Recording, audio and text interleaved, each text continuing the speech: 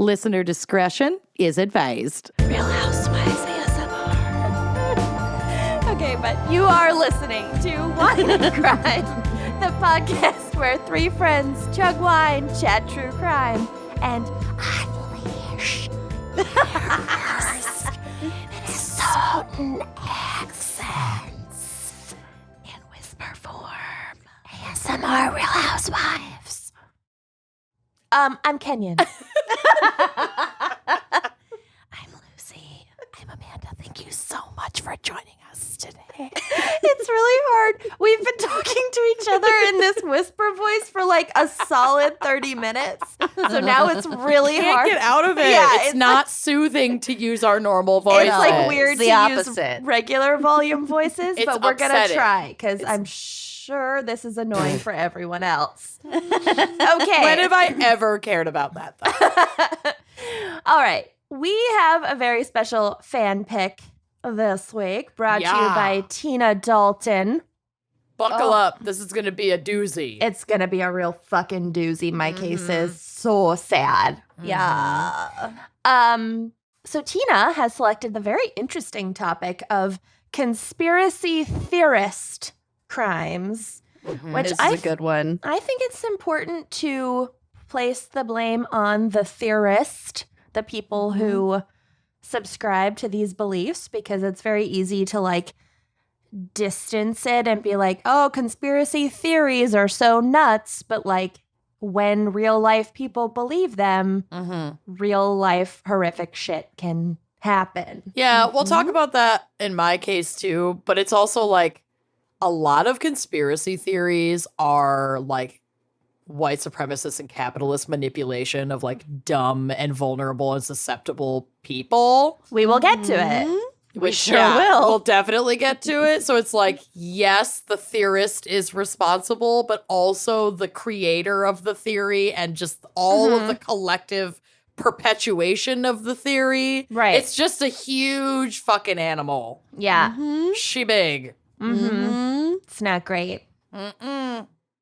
Well, Tina requested that we read some of their emails, so I'm just going to read some of it. They write, "Hey there, lovely ladies. Super excited for this opportunity to pick an episode. I was hoping for you ladies to do conspiracy theorist crimes committed by people because of their belief in conspiracies / crimes fueled by conspiracy theories. I was hoping to dedicate this episode to my best friend Krista, who passed away last July, 10 days before my birthday, Oh, God. in a freak accident where she hit her head at work and didn't wake up a couple days later because no one noticed that her brain was bleeding. Oh, my Jesus. God. I'm so sorry. The best parts of me, the reason that I am who I am, come from her, and she taught me to question everything. Some of our favorite memories were sitting in the car talking for hours and hours about conspiracy theories. Unfortunately, her family chose not to have an obituary or a funeral / ashes ceremony, and I've been having a hard time finding closure and was hoping to have an episode of Close Friends chatting about conspiracies dedicated in her honor that would help me get there. I love you all so much, and I'm so thankful for you. All my love, Tina." Oh, Tina. I know. We Oh all my sorry about your God. friend. I'm so sorry. We also love sitting around and talking about conspiracies with our friends. And I hope that this is, soothing and some self-care for you. Yeah. I hope we do it justice for you. Yeah. To Krista. To Krista. To Krista. All right. Well, on that note, let's try to cheer ourselves up before things get really bad. Oh, it's going to be terrible. Yeah. So, Amanda, what is our wine crime pairing for conspiracy theorist crimes? Tina also recommended our wine today. We are drinking the 2016 Conspiracy Theory Red Blend. Woo! This wine has everything I ever loved wrapped up in one beautiful Men with bottle. beards. Men with beards, a handyman, a bass player, all crumbled into a beautiful mash. This is 40% Petite Syrah, 25% Syrah, 14% Malbec, 11% Sangiovese, and 10% Zinfandel. Wow. She's She a complex is- blend. Oh my God. She is robust. She is full-bodied. She is ready to take on Q. The website reads, deceptively approachable. This wine suggests complexities below the surface. Every sip reveals more questions than answers. Oh. With limited production, demands will mount for the government to release its secret reserves. Intriguing aromas of baking spice and tanned leather belie a palette of berries and red fruit, while whispers of graphite suffuse a clean finish. Dang. Gorgeous, gorgeous, gorgeous. Now, in the interest of not fueling a further conspiracy theory, when I read the wine, the note said, pair this wine if you can find it. So I went to Total Wine and one other liquor store and tried to find it, and they didn't have it. And what I should have done was first go to the website, because you can buy it online. So I fucked up. What's in my glass is just what I had open, which of course is a bottle of our Wine and Crime Gals Red Blend. Gorgeous. But I did order this today when I went to the website to look over to do my notes. I was like, fuck, I'm an idiot. I could have ordered this online. I should have looked there first. So Tina, I apologize deeply, but also thank you so much, because I cannot wait for this wine to arrive. And if you don't have it at your local liquor store, head to anarchistwineco.com. They have a beautiful inventory of wines. This is also like an award winner. It won silver at the 2018 San Francisco International Wine Competition. Ooh, and fancy. so fancy. And silver medal at the 2019 San Francisco Chronicle Wine Competition. So this is like gorgeous. Gorgeous. And this is also super fun, and then I'll let it go, I promise. The label is part of Anarchist Wine Co.'s award-winning label series. So this is like a thing that they do where they like contract artists to do these cool wine labels. Sounds familiar. I know, right? So the art form displayed, called generative art, incorporates data from people and places that capture the inspiration for each wine in the series. Conspiracy Theories label art incorporates the coordinates from well-known conspiracy theories such as Area 51 and Paramount Studios, among others, and employs an algorithm to reveal that data as art. Whoa. Cool. What's Yeah. the Paramount Studios one? I don't know, and I didn't cover it, but logging that away I mean, there's Yeah. always stuff about like Hollywood elite, Right. but yeah. And the art's gorgeous. Please check it out. You'll see, I'm sure you saw it on the Wine Wednesday post, but stunning. I can't wait for this bottle to arrive. So yeah. Oh, exciting. So exciting. Well, I'm not drinking alcohol because I'm on some pain meds, because I had tell us basically your news. My whole heel cut out because Thank I God. had a wart and now it's gone. Well, when you say a wart, I had what a you lot really of warts. mean is a series of warts I had It was a plantar. cluster. conspiring with each other. I had a plantar wart that I've obviously talked about a lot on the show. It's basically the fourth gal at this point. Sorry, Scott. And went in today to have it removed, and turns out there was a mosaic Oh, Jesus. happening. So basically, my whole heel is gone, but I'm Ish. happy.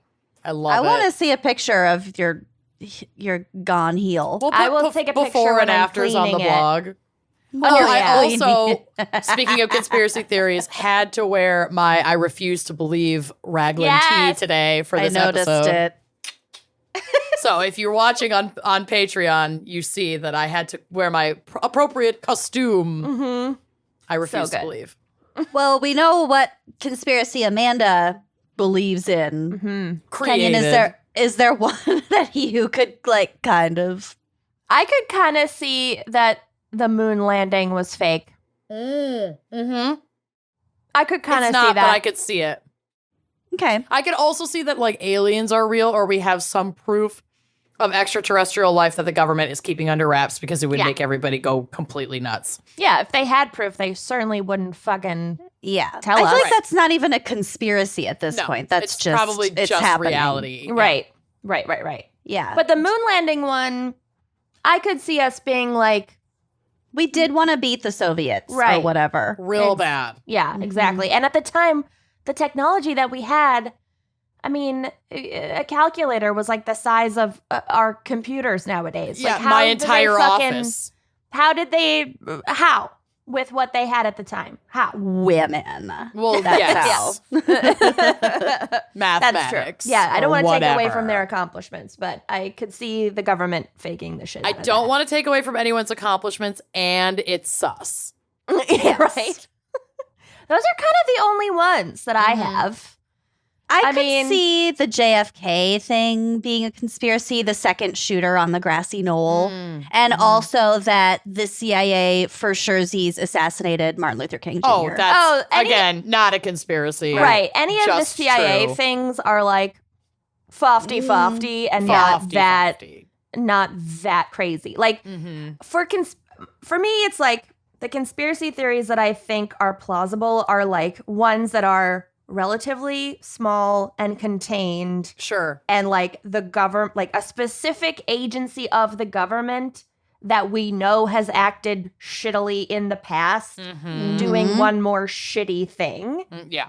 versus like, it's so widespread, it's far-reaching, there's a deep state, everyone's involved. Lizard people. right. We'll get to the deep state. Right, because people cannot coordinate that well or keep their No. mouths shut. No. So if your conspiracy involves like millions one of people agency, worldwide. sure. Yeah. But that's it. There were just like a dozen or so people who needed to keep their mouths shut. Right. Anything beyond that, Believable. no way. Yeah. Yep. All right. Yeah. Well, right there with Lucy, ya. what is our background and maybe psych for conspiracy theorist crimes? Definitely coming in psych heavy this week for apparent reasons. So, a conspiracy theory is an explanation for an event or situation that invokes a conspiracy by sinister and powerful groups, often political in motivation, when other explanations are more probable. It can also be defined as an attempt to explain harmful or tragic events as the result of the actions of a small, powerful group. So such explanations reject the accepted narrative surrounding those events. Indeed, the official version may be seen as further proof of the conspiracy. Like, of course, the government is blaming Al-Qaeda for 9/11 Right. because, you know, Yeah. of course, their official reports are pointing to somebody else because they did it. Okay. The term has a negative connotation, implying that the appeal to a conspiracy is based on prejudice or insufficient evidence. Yeah, we'll get to it. A conspiracy theory is not the same as a conspiracy. Instead, it refers to a hypothesized conspiracy with specific characteristics such as an opposition to the mainstream consensus among those people, such as scientists or historians, who are qualified to evaluate its accuracy. Because, reminder, your opinion is not as valid as an expert's, and research does not happen on YouTube and Facebook. Yeah, exactly. Yeah, just because you have tootled around on Right. some corners of the internet and found people saying what you want to hear That's not research. doesn't mean confirmation that it's bias. Peer research. review. Yeah. Ugh.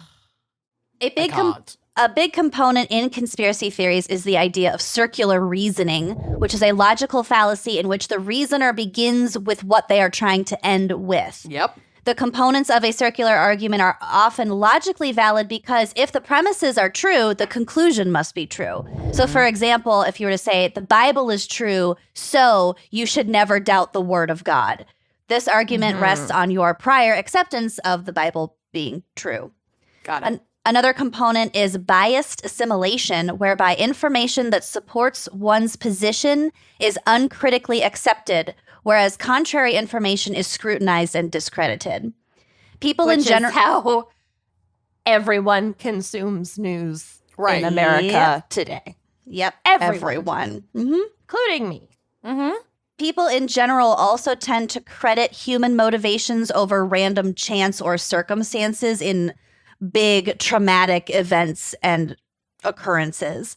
So Australian philosopher Steve Clark suggests that the ultimate reason people make this fundamental attribution error is because we have evolved to do so. Humans evolved in tightly knit groups where understanding the motives of others was critical for the detection of malevolent intentions. So if the guy in the cave over you suspected was going to kill you, rape your partner, and steal all your food, the cost of making an error in identifying others' insidious motives was small relative to the cost of not identifying such motives at all. Sure. So it was less risky to go to your neighbor and be like, okay, that guy is let's squash our scheming, beef, dude. yeah. You know, like let me protect myself versus him actually coming over and killing your family. Right. Also, we like to identify patterns. We'll get to that too. Okay. Yeah. Yes, I will get to that a little bit down here. Conspiracy theories increase in prevalence in periods of widespread anxiety, uncertainty, or hardship. Oh, weird. So, like, COVID. Yeah. We'll get A to tumultuous election. it. We'll get to it. As during wars and economic depressions and in the aftermath of natural disasters like tsunamis, earthquakes, and pandemics. Great. Wildfires, Yeah. climate change, rising oceans. Not conspiracies. Turns out climate change is not a conspiracy. No. This fact is evidenced by the profusion of conspiracy theories that emerged in the wake of the September 11th attacks in 2001 and by the more than 2,000 volumes on U.S. President John F. Kennedy's assassination.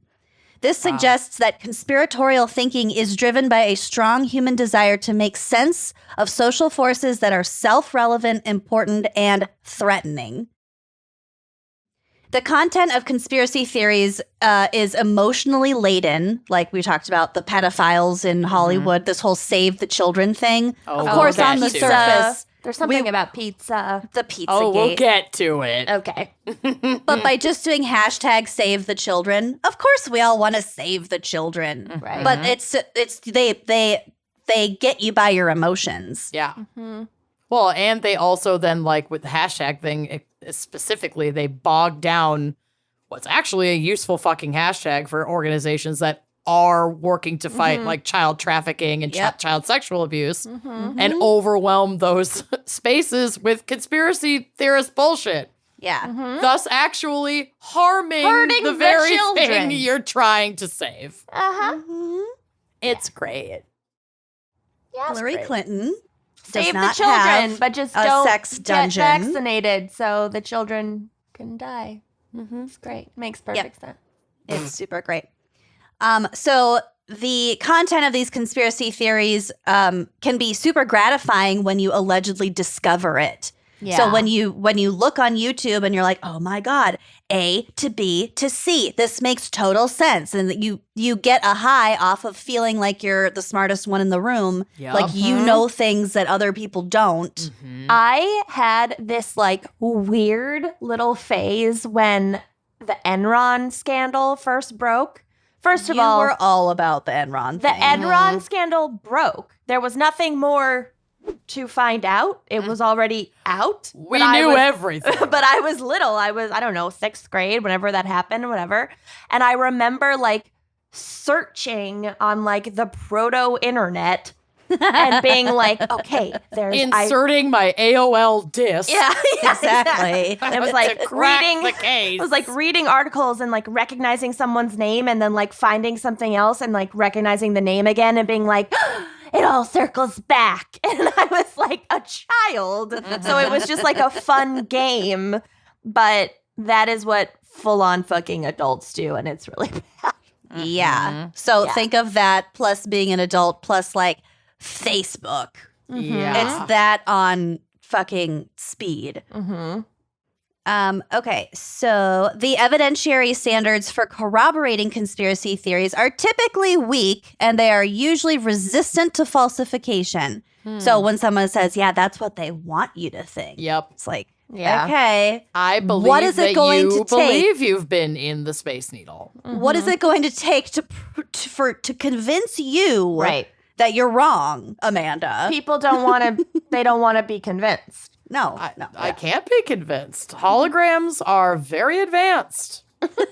And sensory override, you can manipulate any human being into thinking they are feeling, touching, experiencing something. The space needle. Like the Space Needle. The survivability Wake up, sheeple. Okay. The survivability of conspiracy theories may be aided by psychological biases and distrust of official sources. It's it's a fucking cycle. So here is an example from my boyfriend, Encyclopedia Britannica. How's that going, by the way?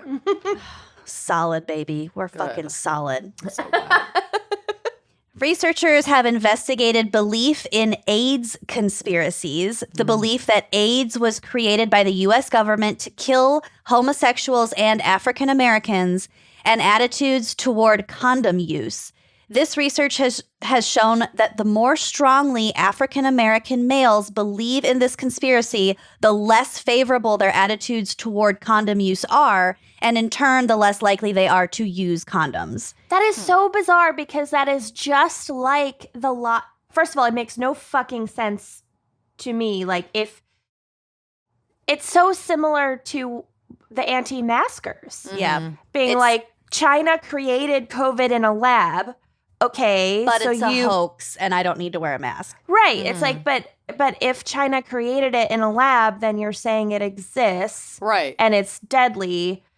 But then all of a sudden it's the opposite of that, and you don't need to protect yourself Well, against like Lucy said, anything to fit the narrative that you've already landed on. And in a lot of folks, clearly, look at the far right, that narrative is just subject to change on a whim to meet whatever. You can do a lot of mental gymnastics to confirm your own bias. And back to the AIDS thing, like, I am not saying it's preposterous. I mean, it's not true, but, you know, there are reasons for the African American community, Black community, and people of color Absolutely. We'll get marginalized to it. communities Right. to believe that We we'd be will out to get fuck 'em to up. it in about 8 seconds. So there is also evidence that these beliefs lead to a distrust of research institutions and are a significant barrier to getting Black Americans to participate in AIDS clinical trials. Such distrust did not develop in a vacuum. Starting in 1932 and continuing for 40 fucking years, the U.S. Public Health Service, working with the Tuskegee Institute, studied the effect of syphilis on 399 African American men. I did not know it went on for that many years. Yep. Almost 400 people. The researchers conducting the Tuskegee syphilis study withheld treatment and allowed more than 100 Black men to die, despite the discovery of penicillin as a standard cure in 1947. Yeah, just to observe what happens. Yep. Didn't so they it is, give some men syphilis? I'm sure. I probably, but I don't think it was like even just people who already had syphilis. I feel like they also gave some people syphilis and then let them suffer and die. Yep. So clearly it's worth noting that governments do at least occasionally conspire against their own citizens. So when it comes to certain communities being distrustful of the vaccine, for example, there's precedence. There is their concerns are absolutely valid, especially in the US, especially with this only happening 80 wasn't a long time ago. Between 40 and 80 years ago. Yes. I don't want to contribute to any of that hesitancy here. I think it's possible to understand and hold both truths, to be like, the government has definitely, all governments around the world, but especially the US government, like, has completely fucked up and fucked over certain groups of people time and time again. And sometimes that happens within healthcare. I mean, look at like maternal mortality rates. Yeah, It happens among all the race. fucking time in healthcare. Still today. Yeah, exactly. Like it's definitely an ongoing issue. But when it comes to this vaccine, like, enough people have gotten it Right. now of all races. Like, they're not just trying to get people of a certain race to get the vaccine. Like, enough people, millions of Americans of all races and genders and ages, well, 12 and up have gotten the vaccine and are fine, and it will help you. So please get vaccinated. Yeah, it's those stories of people on their deathbeds asking for the vaccine. Right. And it's too late. It's just so fucking tragic. That doesn't need to be your story. Right. No, it does not. But all I'm saying here is, especially in the wider context of conspiracies, Right. sometimes, yeah, it is. Well, that's what makes True. them so powerful, is because sometimes, They're rooted in some truth. institutions Yeah. fuck people over, and you do have to be aware of that shit. But like, you also have to be grounded in some fucking reality. Yeah. So there is an American historian named Richard Hofstadter who has studied conspiracy theories and how they evolve. He says that competing groups who would represent the interests of individuals, but they do so within a political system that everyone agreed would frame the bounds of conflict. So basically, he's describing like American democracy. We have our two-party system. We have our representatives. And in theory, they represent our individual needs and desires as a society. But Hofstadter says those who felt unable to channel their political interests into representative groups would become alienated from this system. These individuals would not accept the statements of opposition parties as representing a fair disagreement. Rather, differences in views would be regarded with such deep suspicion. Such alienated people would develop a paranoid fear of conspiracy, thus making them vulnerable to charismatic rather than practical and rational leadership. And this would ultimately undermine democracy and lead to totalitarian rule. Does this sound familiar? Yeah. It's real scary how on the nose that shit is. I think it's just a lot of people that, like you said at the top, like want to be smart and be seen as smart and you know, clever, and we're not. Just accept that we're not. and are just like too lazy to go about that in an actual route that requires like work and dedication and like study and sometimes, you know, setbacks, you know, and actually being like critical assessed by experts, and then like having to meet a standard, like fucking studying an actual issue and developing actual expertise, and they just want to like find a shortcut. One shortcut too. Yeah, it's like if I can be right about one thing that no one else believes, but I'm gonna prove it to be right. Yeah, or I'm gonna be on the right side. Exactly. In the end. You're all stupid and I'm the smart one, and yeah, I don't need your approval because I can dip around on the internet. So Hofstadter says that this is not an individual pathology, but rather that it originates in social conflicts that raise fears and anxieties, leading to status struggles between groups. It arises from a collective sense of threat to one's culture and way of life. All of this is so fucking evident, especially in 2021. Like the culture wars and and COVID and the after effects of Trump's administration. It's just like, it's so fucking spot on. So there's also a lot of evidence to suggest that conspiracist ideation is a pathology, or at least a symptom of one. It is correlated with, this is coming from an article on the internet. This isn't me editorializing. It is correlated with lower analytical thinking, low intelligence, psychological projection, paranoia, and Machiavellianism. So, as we remember from AP Euro, Machiavelli was the Renaissance guy who said it's better to be feared than loved, or at least safer to be feared than loved. But the concept of Machiavellianism was taken from really abridged notes of his actual writing. So we don't need to necessarily correlate super directly Machiavellianism with Machiavelli's work. So Machiavellianism is a personality trait centered on manipulativeness, callousness, and indifference to morality. And it's one of the so-called dark triad traits. So there's like a triangle called the dark triad. And on one side, it's Machiavellianism, and then the other side is narcissism and psychopathy. So if somebody displays all three of these, they can be a very dangerous individual. Or not, just one or the other, but it's just like it's a dark triad. Right. So psychologists attribute finding a conspiracy where there is none to a mental phenomenon, as Kenyon brought up earlier, called illusory pattern perception, aka apophenia, which is the tendency to perceive meaningful connections between unrelated things.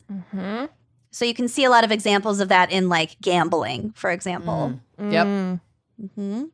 Historically, conspiracy theories have been closely linked to prejudice, propaganda, witch hunts, wars, and genocides. They are often strongly believed by the perpetrators of terrorist attacks and were used as justification by Timothy McVeigh and Anders Breivik, who is the guy in Breivik who killed like 77 people in Norway. As well as by governments such as Nazi Germany, the Soviet Union, and Turkey. AIDS denialism by the government of South Africa, motivated by conspiracy theories, caused an estimated 330,000 deaths from AIDS. Wow. Conspiracy theories are a significant obstacle to improve in public health, as we are seeing every day, encouraging opposition to vaccination and water fluoridation, among others, and have been linked to outbreaks of vaccine-preventable diseases. Other effects of conspiracy theories include reduced trust in scientific evidence, radicalization, and the ideological reinforcement of extremist groups, and having negative consequences for the economy. So the last... When a bunch of your people are total fucking violent loons, it's not great for the economy. Not Sure great. not. Super not great. So the last thing I want to talk about is specifically about COVID. So this study was just it was lucky timing for the researchers. So this is a study published July 27th of this year in the journal Nature Behavior. And this study has confirmed that the COVID pandemic has increased paranoia and belief in conspiracy theories, particularly in areas with low adherence to mask mandates. So, quote, our psychology is massively impacted by the state of the world around us, says study author Phil Corlett, an associate professor of psychology at Yale University. When the pandemic began, Corlett and his colleagues were already studying the role uncertainty plays in the development of paranoia, so delusions of being persecuted or feeling extremely fearful. The researchers were using a simple card game in which the rules could suddenly change, triggering a rise in paranoia and erratic behavior among the participants. Oh my God. That's so interesting. Yeah. Sorry. So Corlett says, we continued to gather data through lockdown and into reopening. It was one of those rare serendipitous incidences where we were able to study what happens when the world changes rapidly and unpredictably. Wow. As they were studying it. Wow. I just love that. Using online surveys and the same card games, the researchers detected increased levels of paranoia and erratic behavior among the general population in the United States during the pandemic. Rates were higher in states where masks were mandated than in those with looser restrictions, but they were highest in areas where adherence to those rules were the lowest and where some people felt most strongly that those rules should be followed. Oh, like, say, a very blue dot city in a very red state? Yep. Yeah. Like Louisville? Yeah. With a Democratic governor who imposes a mask mandate, which is a good thing, but then most people outside of the actual city don't fucking follow it. Yep. So that's triggering your paranoia as Sure a is. liberal wants to follow the rules because science. Yeah. So essentially, people got paranoid when there was a rule and people were not following it, Corlett said. The study also found that people with higher levels of paranoia were more likely to endorse conspiracies about mask wearing and vaccines, as well as the QAnon conspiracy theory that the government is protecting politicians and Hollywood entertainers who are operating pedophile rings nationwide, etc. So it's not, these studies aren't breaking down to like left and right leaning. Right. I think our main takeaway is, the farther we swing one direction, it's swinging equally as far in the other direction. everybody is susceptible to paranoia and therefore to believing conspiracy theories. And this time of these unprecedented times are just increasing that swinging one way or another on both, quote unquote, both binary sides. So I think this might be a good opportunity to plug Talkspace. Oh my God. Yeah, here's a seriously. freebie for Talkspace. I just, it, like I said, everyone's susceptible. It's fucking widespread. And all this shit that's going on in the world is directly contributing to the proliferation of these whack-ass conspiracy theories. Yeah. And they have very real-world, often violent outcomes. So we should all consume our information with a hefty dose of critical thinking. Absolutely. All of it. Yeah, you cannot only get information that you 100% already agree with. Like the information that you're consuming should make you at least a little bit uncomfortable some of the time. So, like, if you are only getting your news from one channel or from, one channel and then like 3 other websites that are completely in the same vein as that one channel, that's not it's like food, right? Like you need a well-rounded diet. You need a well-rounded news diet at the same time. And so I'm not the best at this, but I like to get my news from, various political podcasts, NPR, which is pretty middle of the road, like various news websites. If I see something on Twitter that I think is interesting, I will follow it. I don't watch a lot of TV news because it's pretty crap. Well, like pundits, it's just entertainment. Yeah. Like I did watch when the Capitol was under attack. I watched a lot of CNN, but most of the time that's not where I'm consuming my news. I don't know. Just also check your sources. My God. If it's coming from a fucking blog right. or one person on YouTube. Anyone can say anything that's on a blog, and anyone can call themselves a journalist. Maybe trust some sources that have been around for 100 years and have editorial boards. And guess what? That doesn't include us. Does not. Does not include us. Don't take what we're saying. We're not journalists. We're not journalists. We're entertainers. Yep. Big hardy up. All right. Nailed it. Well done. So, there was a lot more I could have gotten into. It's very fucking fascinating from a psychological perspective, but alas, I bet we have could do 2 pretty hefty cases to get through. We could do a 2.0 of this episode for sure and cover more. Because Easily. there's I'm also actually shocked that we haven't repeated topics yet. And this would be a really good one to repeat because, like you said, there's so many rabbit holes we can go down. Are we ready for my case, which is super dark and awful? Great. Yeah. Okay. So you guys both definitely know about this. The Tree of Life Synagogue, or La Simcha Congregation, is a conservative Jewish synagogue located in the Squirrel Hill neighborhood of Pittsburgh, Pennsylvania. The original congregation dates to 1864, when it was founded in downtown Pittsburgh by a group of Jewish immigrants.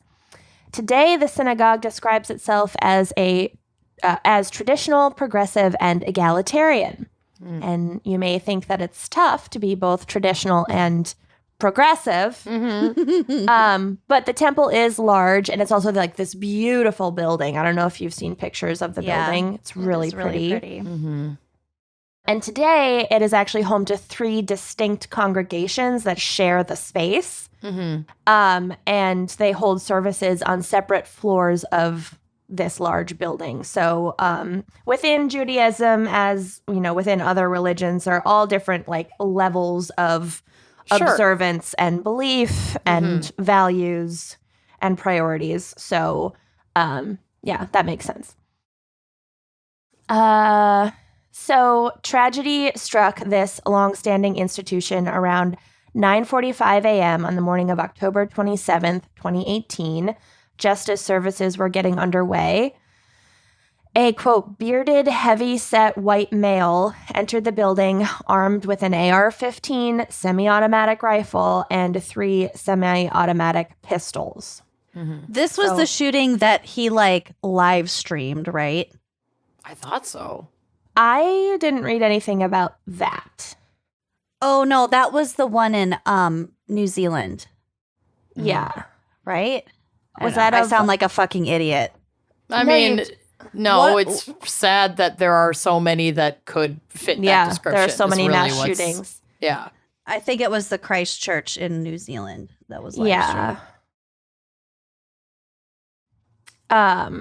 As far as I know, this was not live streamed. Okay. So the first victims of this man were 2 brothers named Cecil and David Rosenthal, who were near the main entrance greeting people as they filtered in for services. And they were waiting for a 10 a.m. Torah study session to begin. So they were like the greeters at the front door, welcoming people. And like, you know, it's a temple. So there are a lot Right. of like older folks who might need like assistance walking and whatever. And like they were there doing that. And so they were the first to be murdered. It's just so horrible. The shooter then headed downstairs where another congregation was already holding its morning services. Because of the separate groups within the same building, there was some delay before everyone realized what was happening because it wasn't like everybody was in one big room. Right. So when Rabbi Jeffrey Myers, who was holding services upstairs, heard the first shots, which were downstairs in the entryway, he thought that a coat rack had fallen over Oh, okay. because he heard like, you know, Yeah, a whatever. clamor. A clamor. Yeah. Along came a clamor. I feel like if you're not used to the sound of gunfire, your brain is just going to attribute it to Right. something else Something that you're familiar with. Yeah. Right. Totally. Later, when he realized that there was an active shooter in the building, after calling 911, Rabbi Myers recalls, quote, "I thought I was going to die. I was thinking I should hang up from 911 and make a video for my wife." Oh, my God. Jesus. Ooh. At by 9:54 a.m., so like within the first 10 minutes, police were receiving multiple phone calls from people inside the building reporting an active shooter. The gunman continued his attack for another 10 minutes, so about 20 minutes total, using all 4 of his weapons. Witnesses would later report that at one point during the horrific rampage, he shouted, "All Jews must die." Jesus Christ. Oh my God. Police and SWAT teams arrived quickly, entering the building and beginning an armed standoff with the shooter, who then barricaded himself inside a room. I think he was alone in that room. I think he had already done all of the killing. He remained in that room until 11:08 a.m., but after being shot multiple times by authorities, he surrendered alive. Did they take him to Burger King? Yeah, no, but yeah, he was alive. He was shot, but he was alive. As he was taken into police custody, he told a SWAT officer that he wanted all Jews to die because they were, quote, committing genocide against his people, meaning like white His people. people. Oh my God. Or like so-called so-called Christians, white people. I'm killing a bunch of people because they're gonna, maybe. Someone told me they might do it. yeah. Have Makes sense. the Jews not been through enough that you want real. to take it upon yourself to what the fuck is he even talking? I can't even imagine what the fuck he's even talking about. I know. Altogether, 11 people were murdered and 6 others injured, making this horrific and senseless attack the deadliest against the Jewish community on U.S. soil to date. Wow. Oh. The shooter was identified as 46-year-old Robert Gregory Bowers of Baldwin, Pennsylvania, which is a suburb of Pittsburgh. In the weeks following the rampage, details began emerging about Bowers' life and his history of conspiratorial and anti-Semitic thinking. But he actually didn't start with the anti-Semitism. He built up to it or was led to it. It's good to have goals. through the internet. Yeah. Oh, Ugh. Jesus. So, not to excuse, but just to give context, Bowers' parents divorced when he was very young. And when he was 7 years old, his father died by suicide while awaiting trial on a rape charge. Wonderful. Not the best start in life. Hey, you can have a fucked up family situation And and a turn lot out of trauma just and fine. not shoot up a synagogue. Oh, of course. Of Yeah. course. Yeah. His mother briefly remarried when Bowers was a toddler, but left her second husband after only a year because this man would later be arrested. Well, not because of this. She left him after a year, and then this man would later be arrested for molesting 2 young girls. Oh, my God. Oh, she should make a better choice. She did not have great taste in men. No. I think it's safe to say that much. After this second disastrous marriage, Robert's mother began suffering from health problems. And so from then on, he was primarily raised by his grandparents, which like honestly sounds better than, What was going on? yeah. Bowers dropped out of high school before graduation and began working as a delivery truck driver for a bakery. And he had this job for a long time. He would spend most of the 1990s working at this job.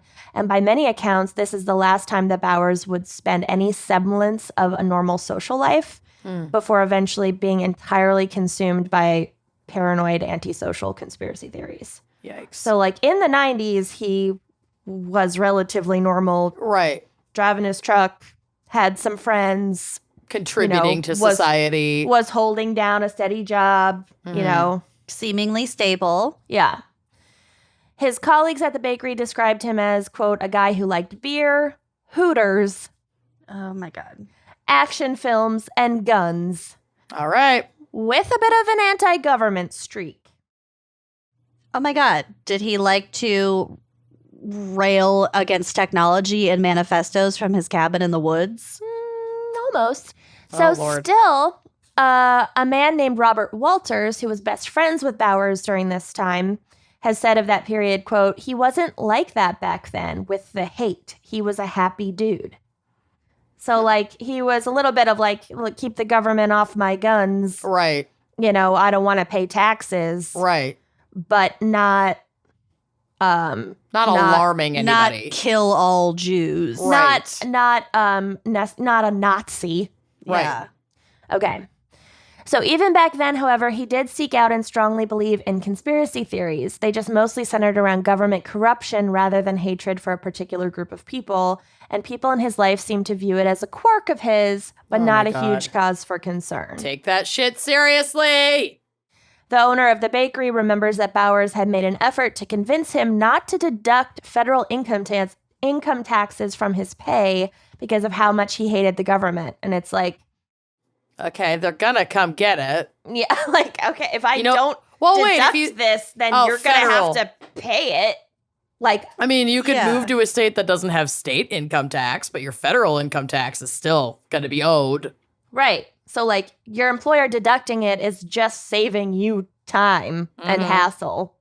It's kind of Ugh. ironic that, like, he's a driver who uses roads and Right. stoplights and presumably has insurance on the vehicle. And, like, these people who say they don't want to pay any taxes, it's like, okay, have Their fun children camping. go to public schools. And, Yeah. Yeah. I mean, have fun camping, but yeah, I mean, you can catch your rainwater and shit in a ditch. Yeah. Yeah. But, like, if there was an emergency, you'd still be taken to the ER. Mm-hmm. You know, if your fucking forest lit on fire, firefighters would come and put it out. Mm-hmm. You're not being bombed by another country.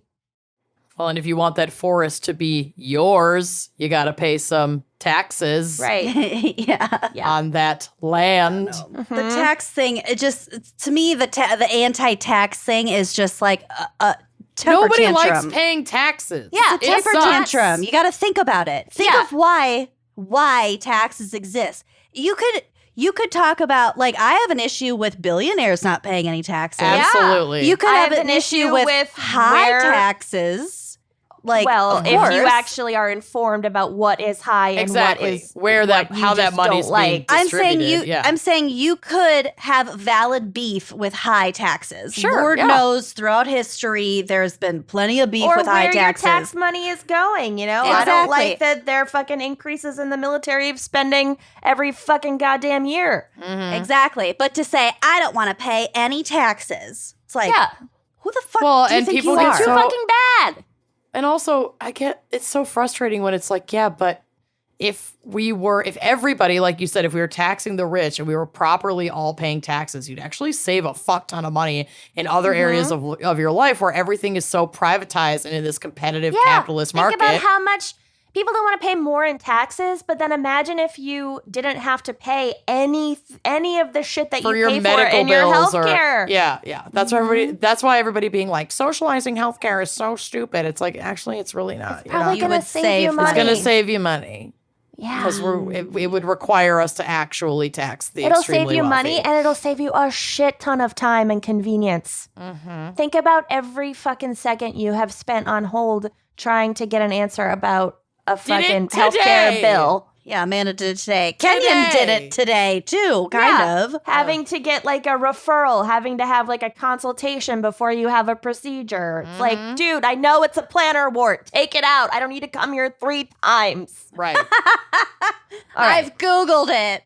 YouTube told me. I've done the research. I've done the research. I'm basically a doctor. Anyway, okay. Continue. We're fine. We're We're fine. fine. This Pay your- episode's going to be Everything's great. fine. Pay your we're goddamn having taxes. So Okay. much fun. Tax Jeffrey fucking Bezos, please. Yes. So maybe we should have like a private space mission tax. Yeah, maybe. Yeah? I like that. Okay. So no idea how that went over with the income taxes from the bakery. I think Sure, it they went just told him great. too bad. Yeah. Well, the description was that he made an effort. He attempted, so I'm Right. assuming it didn't pan out. Right. He asked the government. The government said, no, honey. No, you're not a millionaire, so uh-uh. you do have to pay. You got to pay. And then they took it out of his paycheck. Yeah. Have you been to space for 8 minutes? No? Okay, No, then you you gotta have pay to pay taxes. taxes. If you were rich and powerful enough, you could get out of this, but you're not. Yeah.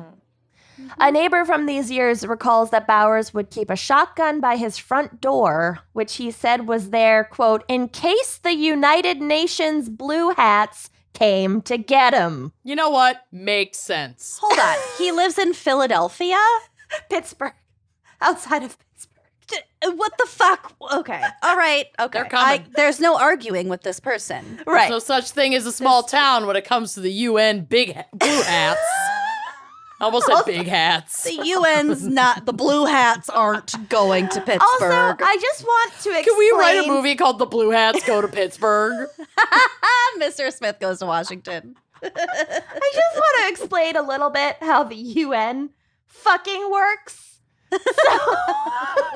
We don't need you to, but go ahead. I'm gonna. I know. She needs to beef up her notes. So Her 5 pages of notes. I know it's a long one. It's fine. I warned you. So the way the UN peacekeeping apparatus works is that UN member nations send money, and they also, some member nations choose to send soldiers to Blue be part hats. of blue helmets to be part of peacekeeping missions. The countries that send soldiers tend to rotate, change over time. Usually those countries are compensated for sending personnel. Would those be called mercenaries then? They're basically mercenaries. But in order to send a peacekeeping mission, the UN Security Council needs to vote for a resolution to create a peacekeeping mission to send soldiers to a place. And then when they send them, their mandate is to keep the fucking peace, not to start a war or kidnap bakery truck drivers. Or take your guns. Can they kidnap some bakery truck drivers, though? I wish. Just in case. And the countries that are on the UN Security Council, there are 5 permanent members, and one of them is the fucking US. So all the US has to do is veto, and then that peacekeeping mission doesn't happen. And the US is the number 1 financial contributor to the UN in terms of like money every year.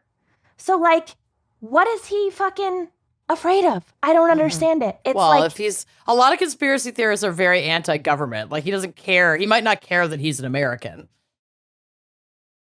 it just, I'm not explaining it away. I'm just saying that part might not matter. He's not. I don't think a lot clearly. matters to him. He's not thinking clearly. There's no justification for No. that stupid ass comment. It's stupid. I know. There are just a lot of people that think like the UN has this army that they can send wherever they want, and the UN is this own standalone thing. And The it's not. UN is just all the different countries that exist come together for meetings about various shit. That's what the UN is. Yeah. They don't have their own fucking army. Or agenda. They are lent personnel that they have to like pay for, and it's nothing. They're not in control of anything. It's all up to the major powers. Okay. Anyway, it's fine. Let me quick explain how the UN works. Real quick while we have time. Kenyon's ASMR. They're just lent citizens. They're paid. They go in. They're not a major power. Chill the fuck out, you bonkers. There isn't a fucking global world army, okay? Kenyon's really bad at whispering. It's just like a lot of hegemonic power. It's just like a lot of like random like Ghanaian soldiers that go for like a year and then they have to come home. Okay. A collection of blue helmeted mercenaries does not hegemonic power make. So Bowers' source for all of his anti-government conspiracies was a radio host named Jim Quinn, who I've Joe never... Rogan. Yeah, basically. I've never heard of this person, but a friend... Let's just call him Joe Rogan. Joe Done. Rogan. A friend from the time recalls he listened to Jim Quinn / Joe Rogan all the time. Oh my God, that was his God. One great. website sums up Jim Quinn's / Joe Rogan's views on the UN thusly. I don't want to get sued for Whatever. It's not. We're not going to get sued It's a for joke. talking shit about it's a Joe parody. Rogan. Wait, this was before Joe Rogan had a podcast, so it clearly wasn't him. Also, this is America. If we hate Joe Rogan, we're allowed to hate Joe Rogan. True. Yeah. Woo! Freedom of speech, baby. The United Nations, this is what this fucking radio host thought. The United Nations is an expensive farce that allows tyrants to park illegally and pretend that they are legitimate world statesmen. They are not. They are thugs in $4,000 suits who see America as the biggest threat to the world, e.g. their utopian plans to control everything. Wow. Who's they, first Right. of all? Exactly. I think you have a fundamental misunderstanding Make of it the make UN. sense. Park So what we're illegally. saying about the... No, I'm kidding. Oh, God. I'm kidding. You beast. So You beast. Peter Simi, a professor of sociology and the author of a book called American Swastika Inside the White Power Movement's Hidden Spaces of Hate, has described how talk radio in particular can be extremely influential in pulling people towards extremist beliefs. Hi, Rush Limbaugh. I mean, bye, Rush Limbaugh. Mm-hmm. Bye-bye. Although obviously not everyone who listens to conservative talk radio goes on to violent extremism, for Bowers and numerous others, quote, it's an entry point of sorts to a world of ideas. One factor that likely accelerated Bowers' radicalization is that he was an early internet user, which is like so tragic because like if he had been pointed in a different direction and been an early internet user, he could have gone into like computer programming. He could have, you know, like Well, early internet was all like blogs and shit. that's true. Like, but you're I not going to find Al Jazeera on the early internet. Sure. Right. But I just mean, like, if he was capable of being an early adopter of a new technology, then he had some potential to be He had skills. not fucking awful, Mm-hmm. but he became fucking awful. Maybe those AOL CDs just drove him fucking bonkers. Mm. So There's friends, the conspiracy I can cling to. It's poisoning your mind, man. Friends remember that his days working for the bakery, Bowers built his own computers in his spare time and was using the internet long before anyone else he knew was. Oh my God. Right? So according to Simi, if talk radio is the gateway to extremism, the internet is a, quote, much more dynamic path. It is just creating this reinforced echo chamber where you're just getting these like-minded sources of information that are consolidating and coalescing and pushing you in this direction. Mm-hmm. And as he descended further and further into right-wing extremism, Bowers seemed to stop putting effort into other areas of his life. So just kind of took over. He left the bakery job and, according to his friends at the time, basically dropped off the radar. I don't know what he was doing for money. It's possible that he was getting government fucking assistance in the form of unemployment. Mm-hmm. I don't know. Oh, great. I'm speculating, but it's possible. He was creating Reddit. Mm-hmm. He wishes he'd be a millionaire by now. Yeah. So neighbors from the years between the bakery job days and the synagogue attack have described Bowers as, quote, a ghost who never made any effort to interact with them. Analysis of Bowers' history of internet activity has shown that he was active on numerous message boards throughout this interim period and that he was a follower of, quote, aggressive online provocateurs of the right wing's fringe. At some point, he began seeking out and sharing posts about the Christian identity movement, a belief system that maintains that people of white European descent are God's chosen people. Isn't that the definition of Judaism? Is God's chosen people? I mean, yeah, but that's a religious faith, and it's also not they're also not trying to like kill or hurt anyone who isn't a member, and they're also not trying to proselytize. I'm just saying, like, how fucking stupid. It's like, I feel like that moniker was already taken. Oh, right. It's very much, I'm not the puppet, you're the puppet. Like, you're not the chosen people, we're the chosen people. He also began sharing warnings that some sort of false flag attack would be carried out, and that it was nothing more than, quote, one of the final desperate attempts by the Jewish international oligarchy to maintain power in the face of collapsing public trust in the media. Is a false flag like a red herring? Or like a dog whistle. A false flag attack is the belief that the targeted group will create an attack upon itself to blame the outside group and say they did this to us, so it's like a now red go herring. after them. Yeah. Or to justify a retaliatory Exactly. thing. To create a retaliatory attack, basically. I just feel like false flag, especially when you're listening to like a bunch of nut jobs, like they just kind of throw that in. They just kind of pepper it in. Well, it's like, a I don't way really- to... You're not even using it in a consistent context. Right. It's a way to, one, excuse the behavior of one's own group when it's bad. So, like, a lot of, like, Trumpers have claimed that the January 6th thing was a false flag by Antifa Or like to blame it on them. It's like, no, you just fucking did this. the dude who ran over Heather Heyer. Yeah. Yeah. Okay. Got it. It seems that once Bowers made the transition from talk radio to the internet as his primary source of information, he was quick to make the leap from anti-government conspiracy theories to anti-Semitic conspiracy theories. And these are so fucking widespread. Like, it's so fucking just, I don't know, depressing. In the year leading up to the shooting, he joined and became extremely active on a social media website called Gab, which has been described as extremist friendly. Oh my God. Hi, we're Gab. We're terrorist curious. Right? That is coffee talk extremism. Hate curious. Yeah. Open to it. I'm hate curious.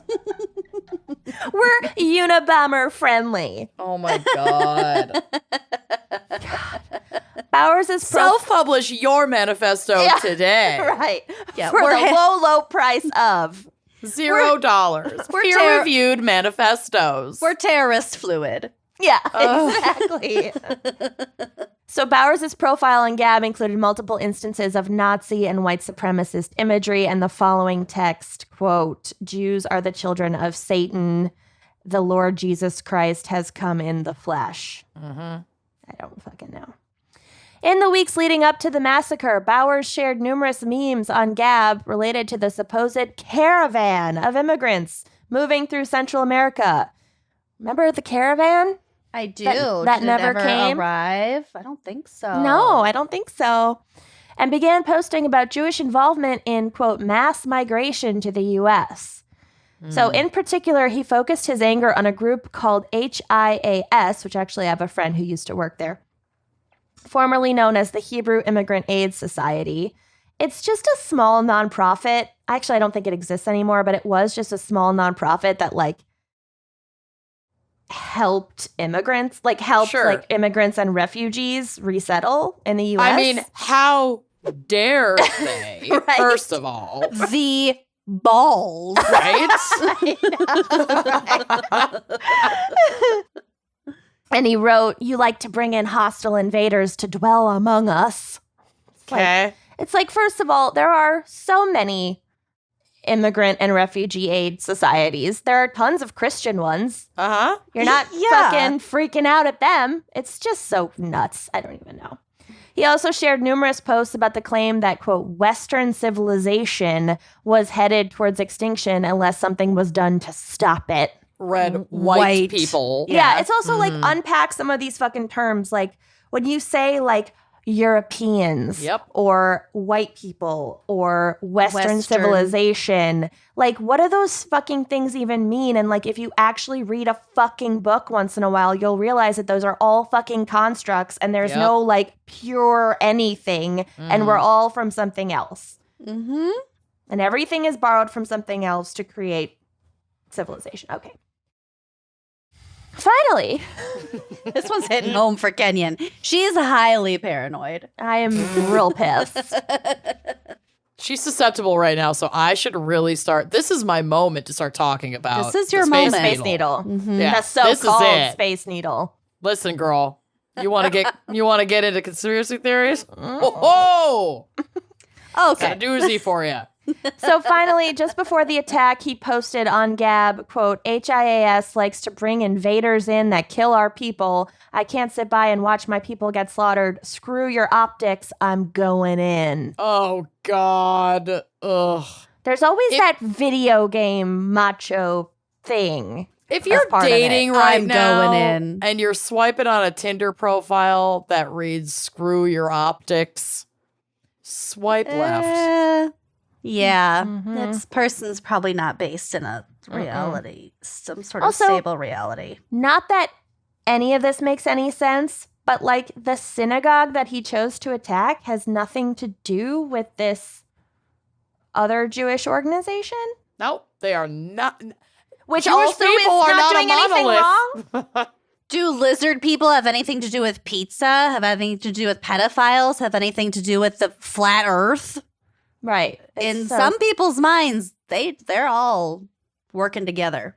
So according to the Southern Poverty Law Center, the mention of optics references a disagreement that has raged within the white nationalist movement since the Unite the Right rally in 2017 about how best to get their message across to the general public, end quote. So What's so funny about this too is that a big part of it, and this was a big deal at the January 6th riot, is that a lot of these extreme right-wing dudes, I just read this article about the guy who founded the Proud Boys. He's pissed because all the dudes that went to storm the Capitol just look like shit. idiots. Yeah, Yeah, just they don't look stupid. classy enough. Exactly. It's He's like, oh, no, you're supposed to be wearing khakis and tuck in your button downs while Right. you scream about loving Hitler. Exactly. Yeah. And they're all paunchy wannabe Bearded. veterans. So in, when they say they're flannel concerned about and optics, too tight vests. they don't want to be associated with the main foundation of all of their conspiracy theories. Yep. They're not hot enough. Just deal Literally, with it. Trump said something like These are that. your pickings. He said these Oh, he did. people aren't classy enough. Correct. Yeah. Something like that. I'm paraphrasing. Anyway, so basically the optics thing, like we said, is like, do we want to commit violent terrorist acts, or do we just want to talk about committing violent terrorist acts? Yeah. Because one And march. One of those things has better optics. Right. Also, just a little reminder about that Unite the Right rally. Like, Was that the Tiki Torch one? Okay. They were chanting Sig Heil and Jews will not replace us, which is sometimes sanitized down as you will not replace us. But they were chanting Jews will not replace us. They had no fucking shame. No. No shame in their game. After the Tree of Life massacre, Gab suspended Bowers' profile on their site and made a public statement pledging to cooperate with the criminal investigation, which is the bare fucking minimum. Several businesses that had some affiliation with Gab, including PayPal, Stripe, and Medium, pulled their support, and GoDaddy required Gab to relocate their domain name hosting to a different service, temporarily shutting down the website. And honestly, like, deplatforming these people fucking works. And we need to do more to do it because it actually works. 1,000%. Everybody goes on and on about, well, that's censorship. It's like, yeah, well, sometimes that shit's required. Like, these people can still say whatever the fuck they want to say on the internet. But they don't have the right to unite a whole bunch of other fucking assholes to and commit acts of violence. Attacks. Yeah, against other people. Like, there is a line. Right. Well, there are consequences. Right. Like it's a company like Twitter, Facebook, Gab, whatever. They have every fucking right to take down your shit if you're spewing hate speech and trying to unite other like-minded They don't want to be associated imbeciles with that shit. Yes. If we were on here planning violent attacks on our podcast, We'd lose all of our advertisers. We would lose our advertisers. We would get kicked off of our podcast hosting platforms, and like there would be consequences. Yep. Duh. All right. So Bowers was charged by the U.S. Department of Justice with 29 federal crimes. He appeared in federal court in Pittsburgh on October 29th, 2018, and was ordered to be held without bail pending trial, thank God. On October 31st, he was indicted on 44 counts by a federal grand jury. The charges against him carry a maximum penalty of death or 535 years in federal prison. Bowers entered a plea of not guilty. Of course. Okay. Of course he did.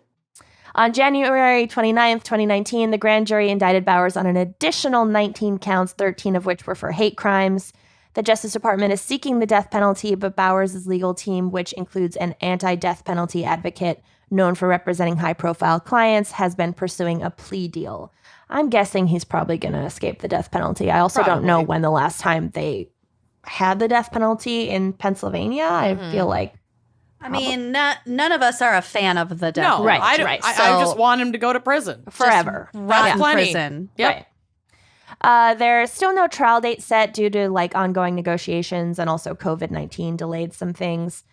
One of the conflicts delaying the case has to do with some of the charges being for hate crimes and arguments made by the defense about who exactly hate crime laws are meant to pertain to. And I'm sorry, if you don't think that Jewish people qualify as a targeted group. Well, for and hate quite crimes. frankly, that's so frustrating because say Like, that are you kidding? it's like the parameters for God. hate crimes are already really frustrating for like people under religious persecution and black and brown people. But like if a white Catholic was attacked for something that was clearly because they are Catholic, like you better believe the systems of government would be like, yeah, sure, okay, that's a hate crime.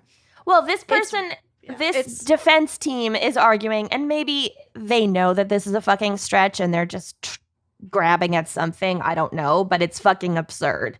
Probably this is indefensible. Right. They're arguing that because the 13th Amendment authorizes the hate crime laws, these laws should not apply to the Tree of Life victims who were Jewish because Jews were never enslaved in the U.S. But is that what's What the fuck? What the fuck kind of logic is that? It's I guess insane. I'm not familiar with the exact like written text of the the hate crime act or I'm whatever. pretty sure it's like belonging to a certain category or group, including I like don't think religion, it ever race. said you have to have been enslaved in No. the United States It's to arguing qualify. that No, it hate crimes doesn't. can only apply to Black people. Like, that doesn't make any fucking sense. Like, they Right. apply to LGBTQ people. They apply, Right. like, it's fucking ridiculous. Yeah, that is It's absolutely insane. absurd. Ugh. So the judge in this case has said, however, that although the Supreme Court has recognized that while the immediate concern of the 13th Amendment was African slaves, or we should say African American slaves, enslaved people, sorry. Enslaved people. Enslaved people. The amendment, this is also a quote, but the amendment applies to universal freedom for all people. The most recent update on the case is that in July 2021, the judge ordered the prosecution and the defense to set a date for the completion of review of all physical evidence in the case. And she has said that she expects that the review will be complete by the end of September this year. So the judge is like, you know, that LOL, is fucking okay. stupid. Yep. The victims in this attack were Joyce Feinberg, Richard Gottfried, Rose Mallinger, Jerry Rabinowitz, brothers Cecil Rosenthal and David Rosenthal, a married couple, Bernice Simon and Sylvan Simon, Daniel Stein, Melvin Wax, and Irving Younger. And I also just want to take a moment to note the extreme rise in anti-Semitism, like across the globe, but including in the U.S. over the past 4, but especially this past year. Mm-hmm. And these are some quotes from the Anti-Defamation League's website. Quote, as the violence between Israel and Hamas continues to escalate, we are witnessing a dangerous and drastic surge in anti-Jewish hate right here at home, said ADL CEO Jonathan Greenblatt. According to the ADL's most recent audit of anti-Semitic incidents in the United States, it recorded more than 2,100 acts of assault, vandalism, and harassment, an increase of 12% over the previous year.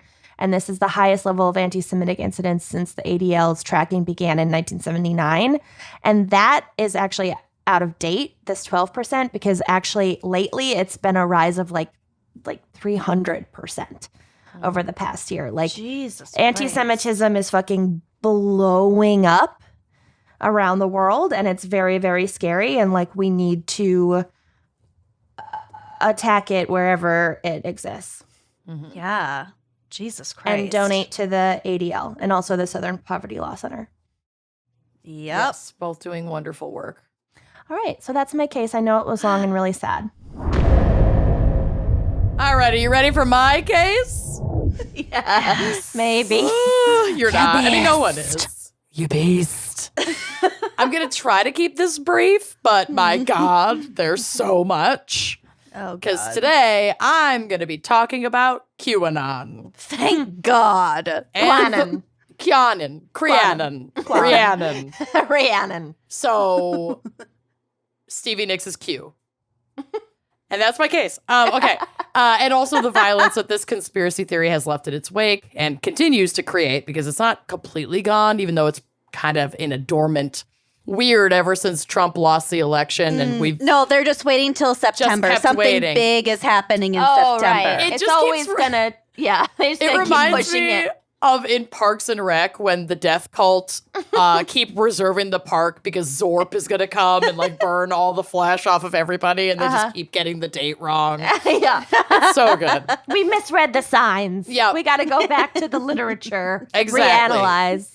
And if you haven't watched the like QAnon documentary on HBO, please watch it. Sit with the ridiculousness of the origin of this conspiracy. Also, researching this has destroyed my search history, so I need to throw out all of my computers. Here we go. Join the club, honey. We're fucked. I have had to Google some really fucked up Bad shit. stuff. Bad stuff.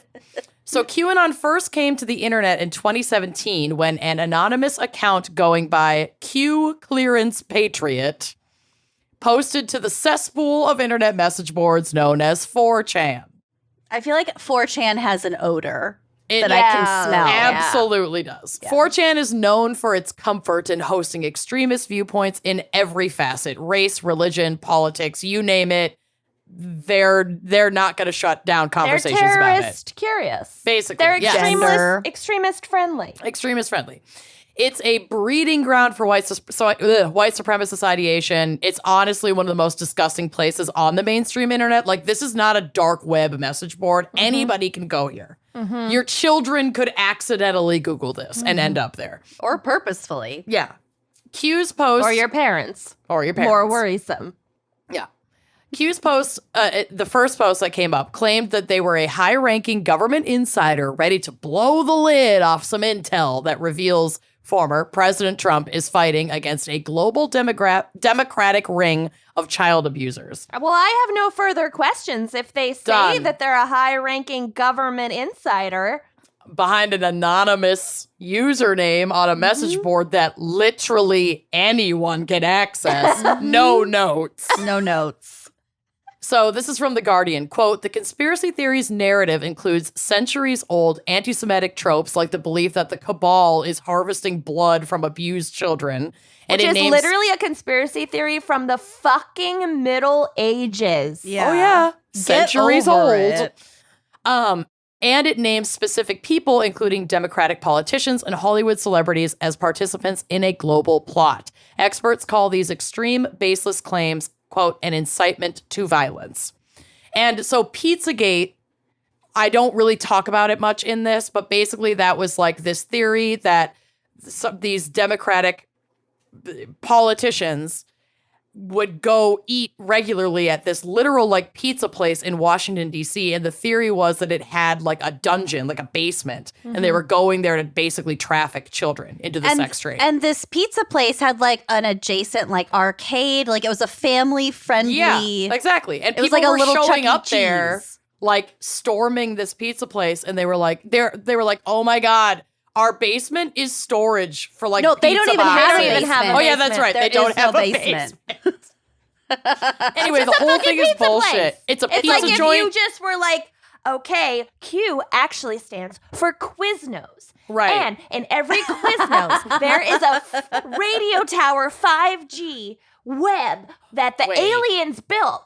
And it's just like, oh. It's so fucking stupid. It's Okay, so wait, keep fucking going stupid. though, because this tracks. I was kind of on a Have you roll seen there. those Quiznos commercials with the fucking gerbil things with the human mouths? Yeah. Yeah. And so Tell that me is that part of aliens are it. not using 5Gs in Quiznos to control our minds, and that the aliens don't look exactly like those little furry fuckers from the Quiznos And commercials. if you get your sandwich toasted, you're done. You're done. Yeah, you're in on toast. it. Yeah, You're done. it's a secret language. Mhm, they toast it with the power of the electromagnets. The from 5G. 5G. Mhm.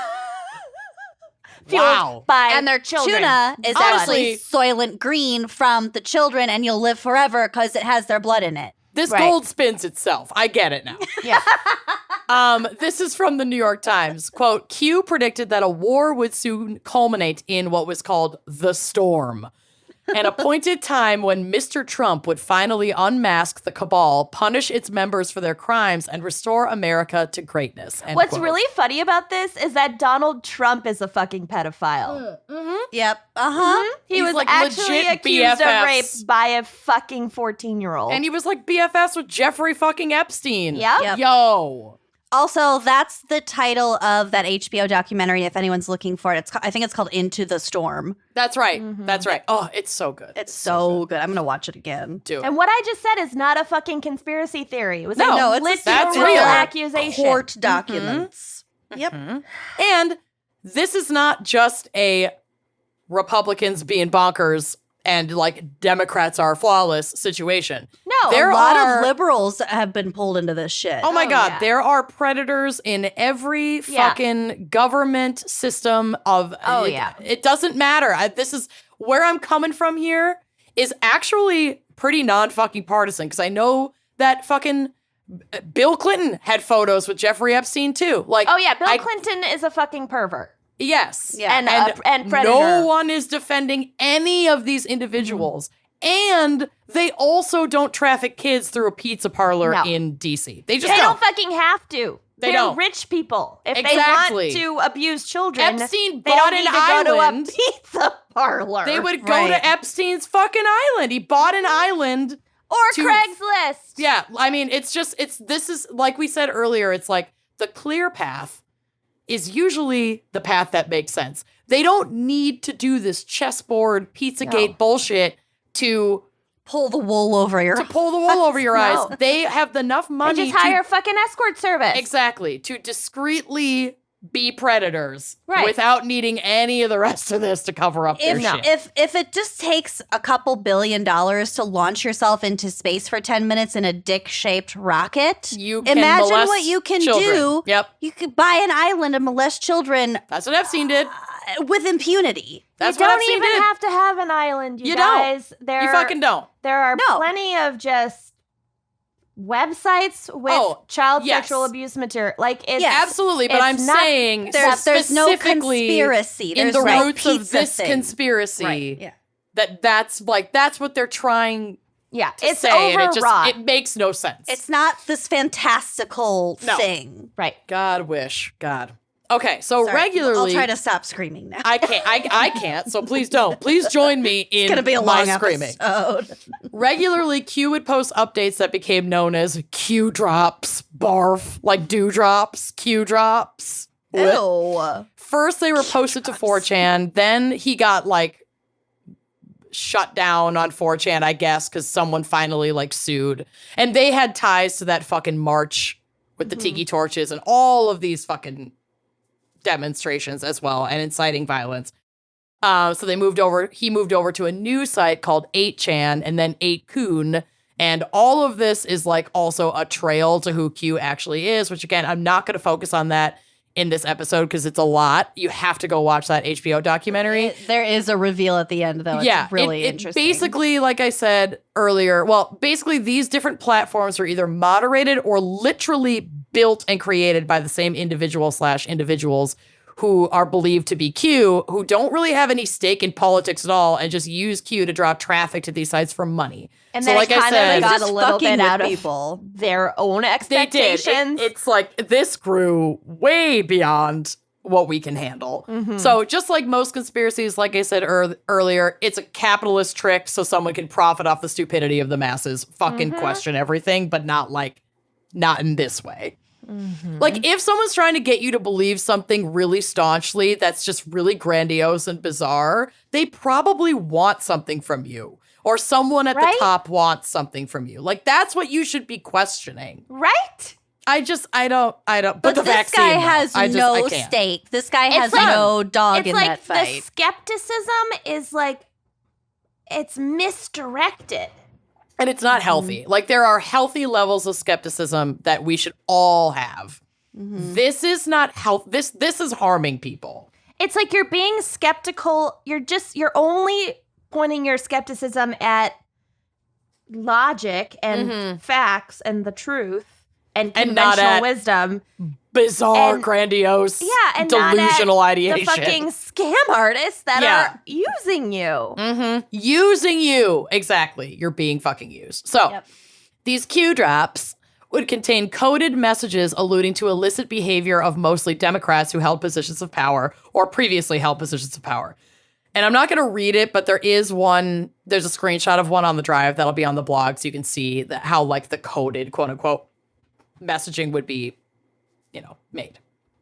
So this grew such an intense following that people developed apps that would track and alert them to new Q drops, of which there were thousands. I think by the last time there was a known post by QAnon, and like they can tell not necessarily the exact location of this individual who's posting, because this individual that is believed to be Q is like very techie, so kind of knows how to make like dummy IP addresses, but there are still ways of knowing that it's the same like device or same individual that's posting these. So there were enough like Chemtrails. technologically intelligent. Oh my God, don't even get me started on chemtrails. To be able to identify that like, okay, this is a real Q drop because it came from the same person as or the same like IP whatever as the Because original I'm sure poster. there were a bajillion A people lot of going on fake there outs. being like, I'm I'm Q. Q. Yeah, Yeah. for sure. So according to the New York It's Times, me. quote, I'm Q. it's also me. One of these apps hit the top 10 not paid me. apps in Apple's App Store before it was pulled down for violating the company's guidelines. Groups following and dissecting these Q drops popped up all over social media, especially Facebook. It's estimated that millions of Americans believe in QAnon still to this day. Quote, before Facebook moved to block QAnon content, some popular QAnon groups on the platform had hundreds of thousands of members, and NBC News reported last year on an internal Facebook study that found thousands of QAnon pages and groups operating on the social network with millions of members between them. Twitter removed more than 70,000 QAnon-affiliated accounts after the January 6th Capitol riot, and some YouTube videos explaining the tenets of QAnon garnered millions of views before they were taken down last year. So this was like fucking huge. I have a question. It was huge. It was huge. I feel like QAnon is such a huge like ideology, or it's an umbrella over a bunch of different like ideologies or like specific conspiracies. So when you say that like hundreds of thousands of Americans believe, or millions of Americans believe in QAnon, is it not important to say that millions of Americans might believe in one aspect or another of QAnon? Because like, yes, there are so many different levels. tentacles I of think theories. If they believe the basic tenet of it, that there is some high government insider who is anonymously sharing and clues. That's the thing. Like, it's not necessarily believing in QAnon doesn't mean you automatically believe everything under that umbrella, but you believe that this is an actual government insider, because QAnon is a person. Yeah, but I think a lot of these, like Pizzagate, for example, I think a lot of people kind of caught on to it, but never necessarily traced it back to that one individual on 4chan. Like sure, it was just a theory. It was like an independent theory. Pizzagate was around before QAnon posted, because QAnon didn't post for the first time until 2017. Oh, okay. So absolutely he like, or maybe not he directly, but like people who were starting to follow him then pulled in these other existing conspiracies under his umbrella. There are so many tentacles to absolutely. this. Yeah, because it's a bunch of people with time on their hands being like, well, I think that this clue is related to this thing, so bring this thing in. And it's in these articles that are talking about how many people believe in it. Even these articles are saying like it's probably more, because there are people who may have like expressed interest or belief in a particular conspiracy theory, but never got sucked into the huge rabbit hole that is QAnon, like proper QAnon. But in effect, I mean, it had the same effect for the most part. Absolutely. So like, especially if it drove their political actions, their voting, whatever. If anybody believes in like the deep state, that is a branch of QAnon. Yeah. So, I mean, basically what like the New York Times and the Guardian were saying in some of these articles, it's like, it's probably fucking more, because this is also pulled from data that we're getting in online spaces where people are reacting to or sharing or commenting or whatever, like having some kind of engagement that's traceable with this content. Right. That doesn't account for your grandma who doesn't know how to fucking use a computer, who's learning this from her grandson who's all over the internet, and That's she why believes it too, you know? So it's actually probably bigger than we even probably like closer to half the population. I wouldn't be shocked. I don't want to speculate. We know from looking at data on the internet that worldwide, not just in the US, but worldwide, there are millions of people who have engaged with and like believe and shared in like a positive way this misinformation. Okay. And that's where they're kind of getting that data. Gotcha. So I'm gonna spend the remainder of my segment going over like a little timeline of violence by Q conspiracy theorists specifically. I'm gonna spend the remainder of your segment screaming in my heart. Scream inside your heart and drink up, Quins. So, June 15th, 2018, Arizona resident Matthew Wright has had enough of waiting for Trump to, quote, drain the swamp and arrest the liberal elites who were abusing children and ruining America. He decided to take matters into his own hands with an armored vehicle that he drove to a Hoover Dam bridge and blocked traffic with his arsenal of assault rifles, remember handguns, and this. 900 plus rounds of ammunition. I don't remember this. I do. Oh, he's an idiot. Mm-hmm. From ABC News. I have a question about ammunition.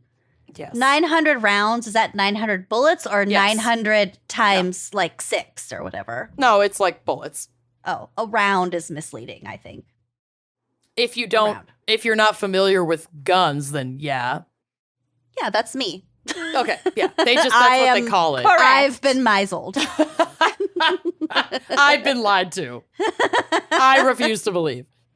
From ABC News, quote, Wright armed with a rifle in a black armored truck blocked the Mike O'Callahan-Pat Tillman Bridge over the Colorado River at the Hoover Dam, where the Arizona and Nevada state lines meet. Beautiful area. Stunning. According to the Arizona Department of Public Safety, when authorities arrived, Wright was standing next to the vehicle with a sign that read, Release the OIG report, which is known as a prominent demand of QAnon followers. I love how the Arizona Department of Public Safety folks were just like, what? Oig? We have OIG. Well, we'll get to the OIG report. After a nearly hour-long standoff, Wright fled in his vehicle, driving over tire deflation devices and past law enforcement. Despite 3 deflated tires, he continued to flee state troopers for more than half an hour until he was apprehended along a dirt road heading toward the river. End quote. That's It gonna is fuck up your. expensive to replace tires. On gonna an fuck up armored your- car. It's gonna fuck up your chassis real good. Yeah. Big time. So the OIG Think report... of the chassis. The chassis. Someone the OIG please report think of the chassis. in question, Chassis Gate, Chassis. Case. refers to a Justice Department Office of the Inspector General, so OIG, report that had just been released criticizing the actions of FBI officials like James Comey, which in my notes autocorrected to comedy, I just saw James that. comedy. during He is a joke. during the Hillary Clinton email investigation. This is the report that Trump claimed exonerated him, and Republicans went wild for it. I remember, like, what was it? What does Trevor Noah host now? The Daily The Show. Daily Show. The Daily Show. They had sent, like, folks to go to these rallies and ask about this report and whatever, or, like, keep referring to this report, and then the interviewer would be like, well, have you read it? And they're all like, no, you don't have to read it. But then they're all like, release the report. Just read the report. That tells us everything we need to know. And then he's like, have you read the report? And they're like, no, I haven't read it. Because, like, the report is released. It's out. People just have to read it to know that it doesn't exonerate Donald Trump. Oh, So- God. Oh, I can't. So QAnon took it to the next level, promising that this report would have details within that would prove Democrats are Satanist child molesting monsters. But You wish. it didn't. Instead of accepting that this was never in the report, they insist that these portions of the report had been withheld or redacted. Wright was charged with obstruction of a highway, endangerment, unlawful flight from law enforcement, misconduct involving a weapon, and, fittingly, acts of terrorism. In 2020, after a long trial and a judge's rejection of a plea deal with a sentence that would be too lenient given what he'd done, he was finally sentenced to 8 years in prison. While there, he wrote a letter to Trump apologizing for, quote, not representing the American people to the best of my ability in that standoff. Optics, baby. Trump has that letter framed in his office and No, jerks off to no, it he every doesn't, day. because this is Doesn't one of give those a guys. shit about these people. Well, no, and this is one of those guys that Trump was complaining about behind the scenes on January 6th, where he was like, these people are trashy. I don't want them oh, was in he my not fucking attractive riot. enough? Exactly. Well, no, he looked like a fucking moron. So Trump wouldn't want to be associated with this guy because he's not elite He'll in any way. accept his praise, but he's not going Exactly. to lift a finger to help him. Okay, Fuck so he'll no. jerk off to it in private, but not There you publicly. go. There we Private collection. go. Okay. December 19th, 2018, a California man whose name was not released was arrested with bomb-making materials in his car. He was on his way to the Capitol building in Springfield, Illinois to, quote, blow up a satanic monument and make Americans aware of Pizzagate in the New World Order. Here So we the go. New World Order is an anti-Semitic conspiracy theory. Yup. Big time. And like I said, I don't have time to dive Yeah. into these older conspiracies that have Right. now been absorbed into the QAnon Right. bullshit. It's a lot of the same crap rooted It's in... a shit onion. It's the shit onion. So Satanism, child molestation, anti-Semitism, white nationalism, all of it, it's all fucking part of it. Fortunately, the FBI had been tipped off about this dude's delusions before he was able to make it to Springfield, so he was arrested and charged before he could fucking blow up Springfield's Capitol Plaza. March 13th, 2019, 24-year-old Anthony Comello, a QAnon conspiracy theorist, made his way to New York City to make citizens' arrests of several government leaders, including Mayor Bill de Blasio and U.S. Representatives Maxine Waters and Adam Schiff, even though the last two are representatives in California. But clearly, this guy is not firing on all cylinders. Oh my God. Oh my God. While in New York I'm going to City, make a citizen's arrest of you because I don't agree with you. yo, yeah. Well, not even that. Like, oh my God. This is the thing. I almost get it with some of these folks. I am not exonerating them by any stretch. Some of these folks who take it to the level under this Q thing where they're like, oh my God, they're raping and killing babies and drinking baby blood. I have to do something about this. Like, if you're so fucking delusional that you really, truly believe that's happening, then of course there's going to be a couple of these folks that are like, I have to go do something about this. Nobody's doing anything about it. It's on me. I got to go do something about it. But if millions of people I just don't know how people get to that point unless they have undiagnosed actual clinical mental illness. Yes, but where I'm going with this is, if millions of other people are in the QAnon network, right? And there's all this information going around and like everyone's being told the same thing. Everyone's being told that we're drinking baby blood and all this horrible fucking shit is happening and like we have to do something about it. A couple folks believe it and are also likely mentally ill and extremists in existing ways anyway, and then they act on this, right? But like it should be enough to know that it's bullshit, that these other millions of people don't really necessarily believe that that's true. And I think willingly just chime in on this shit to A, not have to work that hard to like explain away things about the government that we don't like. And B, to feel camaraderie with people who just share similar views.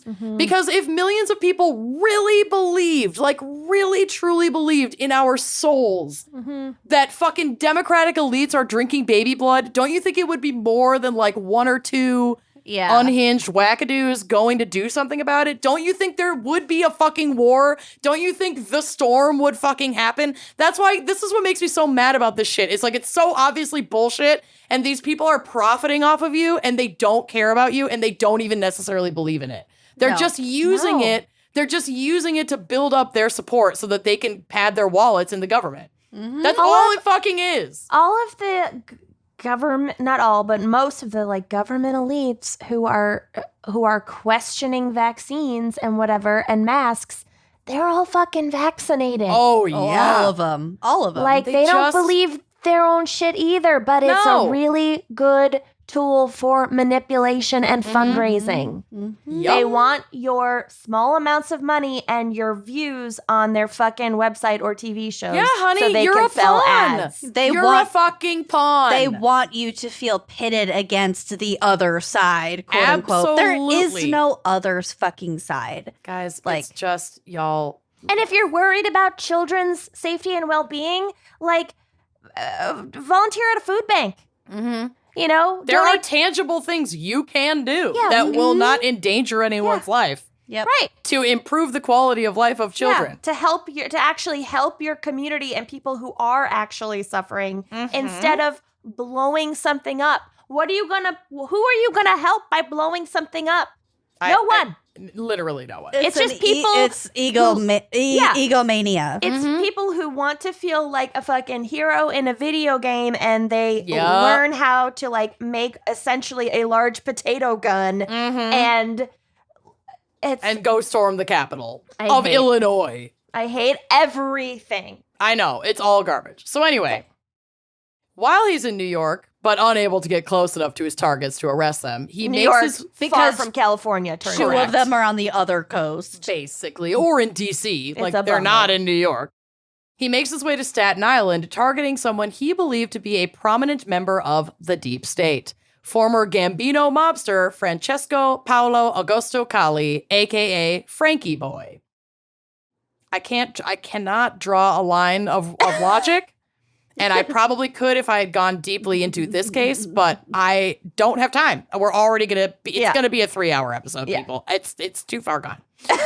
So believing that he's under the protection of Donald Trump, Anthony went to Frankie's home with handcuffs and a gun, confronted Frankie, and thought Frankie was reaching for a weapon when Frankie was probably like, the fuck? No. And like going for his phone and being like, this guy is trying to arrest me. This former Gambino mobster definitely didn't think that some random internet loon was going to be the one to come for him one day. No. Yeah. He And probably was like, wait, the fuck? so no one sent you? yeah. Wait. You're with who? You're not You? You're not with Tony. You're not with Vinny. Nope. You're Nope. not. You're just a guy. Okay. Like, Okay. this is how I go down? Seriously?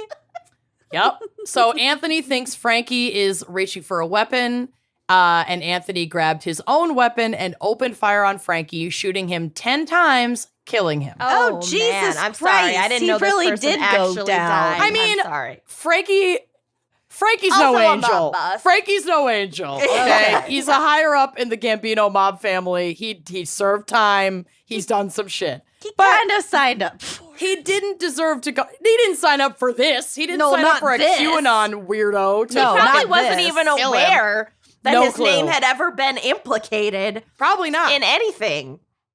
Like, how idea. the fuck was it even? I don't know. I didn't look into it. Some articles that I skimmed were like Anthony mistook him for someone who was part of the deep state. Oh, cool. So he may not at have best, even known it was him. a mistake. At best, if that's to be believed. So So- fucking bizarre. Anthony showed up in court with MAGA forever and United We Stand MAGA scrawled across his left hand in pen. He pleaded not guilty and his legal team began building an insanity defense, stating, quote, Mr. Comello, the defendant in this case, became increasingly vocal about his support for QAnon, a conspiratorial fringe right-wing political group. But Mr. Comello's support for QAnon went beyond mere participation in a radical political organization. It evolved into a delusional obsession. Sure did. It sure did. He was determined mentally unfit to stand trial and transferred to a state mental facility in 2020. It's unclear how long he will remain there. I couldn't find an update. I think he still has to have some sort of sentencing hearing, but obviously with his mental state and also COVID, Right. it's going to be a Delays. while before we know what's going to happen here. Yeah. Right. Several kidnappings have taken place as a result of QAnon delusion. I know that Kenyon, you talked about that like kidnapping plot of the governor of Michigan, right? Yep. In Michigan crimes. That's one of them. Didn't put that in here. This is like all children, and it's fucking wild. Jesus. So in 2019, Colorado CPS removed Cynthia Abkug's son, Abkug, I don't know how to pronounce her last name. I'm so sorry. From her custody. I don't have Abq. I don't have details as to why, because like I said, I didn't have time to dive deeper into this. So I don't know why her son was removed from her home. She had at least one older daughter who was not removed from her home, likely because of her age. So Cynthia became convinced that the foster family caring for her son were, quote, evil Satan worshipers. She tapped into her network of fellow QAnon supporters to arrange a kidnapping raid, and they like housed her on this like road trip to Colorado to help her get there to rescue her son, basically. My God. She was arrested in Montana before making it to Colorado and charged with conspiracy to commit second-degree kidnapping. In March of 2020, a woman in Kentucky named Neely Blanchard kidnapped her twin daughters who were in the legal custody of their grandparents. She was located with the children being harbored at a, quote, safe house of anti-government and QAnon conspiracy theorists and used sovereign citizen ideology to argue that she should legally have custody of her children. We should do an episode on sovereign citizenship. We should, because we could scream about that forever. If you want to scream, go to YouTube and look up sovereign citizen traffic stops. You'll break your computer. It's so frustrating to watch. And I've watched hundreds of those videos. According to the Daily Beast, quote, QAnon is popular on the sovereign citizen child custody groups, of which there are apparently enough to have groups. In part because its believers claim that the government and child protective agencies are abusing the children they take from their parents' custody, which, like, again, That's not an outlandish accusation. Yeah, abuse Right. absolutely fucking Yes. happens within the foster care system, and it's tragic and horrible. But like at the same time, like if They take it to this extremist level that's like they're selling my kid to Hillary Clinton so she can put him in the basement of a pizza shop. It's like, well, why was your kid taken away? Like maybe there was a reason, and maybe you need to work on yourself and your issues so you can actually be a fit parent to take care of your child. Exactly. So I am not And gonna not just sit here. gather Facebook friends with guns. I'm not going to sit here and say that the government does not, and we have ample proof of atrocities that have been committed against children in this country. That is, no one is fucking arguing that,